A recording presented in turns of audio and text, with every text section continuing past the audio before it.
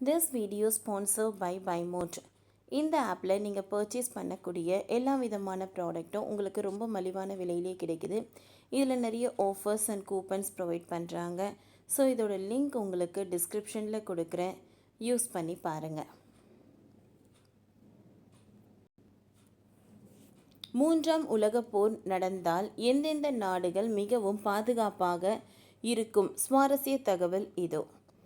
முதலாம் உலகப் போர் மற்றும் இரண்டாம் உலகப் போர் பற்றி நாம் அதிகம் படித்திருப்போம். ஆட்சி, அதிகாரம், உரிமை, மீட்பு ஆகியவைகளை சொந்தம் கொண்டாட ஒரு நாடு பிற நாடுகளின் மேல் அடக்குமுறையை செயல்படுத்தும் போது போர் மூடுகிறது. 80 வருடங்களுக்கு முன் நடைபெற்ற போரின் வடுக்குகளை நாம் இன்றும் கண்கூடாக பார்க்கலாம். இனி இம்மாதிரியான போர் நடைமுறை பெறவே கூடாது என உலக மக்கள் வேண்டிக் கொண்டிருக்க, சில வருடங்களாக உலகளவில் பெரும் போர் பதற்றம் நிலவி வருகிறது.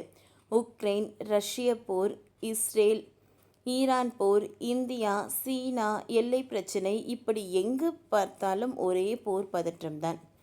இப்படியான சூழ்நிலையில் மூன்றாம் போர் ஏற்பட்டால் மக்கள் பாதுகாப்பாக எந்தெந்த நாடுகளில் தஞ்சம் அடையலாம், இருக்க இடம், உணவு எந்த நாடுகளில் கிடைக்கும் என்பதை இந்த பதிவில் பார்க்கலாம்.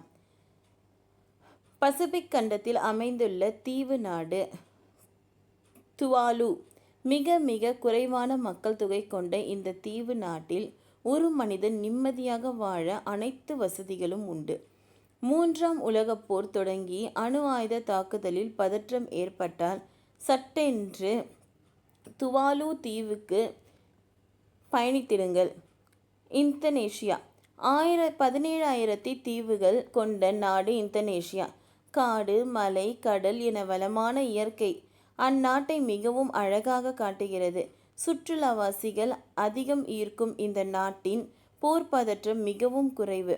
ஆகவே அணு ஆயுத போர் தொடங்குமானால் இந்தோனேஷியாவில் தஞ்சமடைவது நல்ல ஐடியாவாக இருக்கும். சுவிட்சர்லாந்து.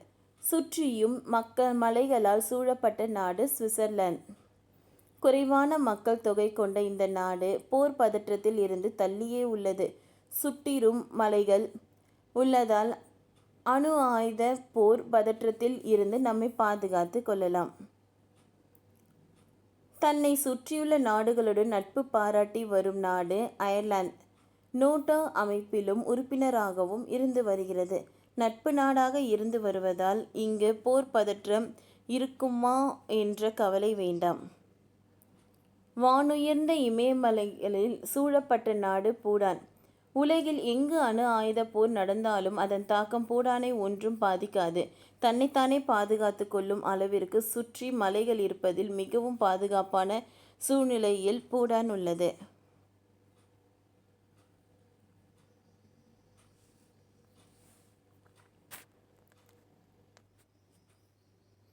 அண்டார்டிகா நாடு அல்ல, அது ஒரு கண்டம். இருந்தாலும் அதில் மனிதர்களால் ஓரளவுக்கு சமாளித்து வாழ்ந்துவிட முடியும்.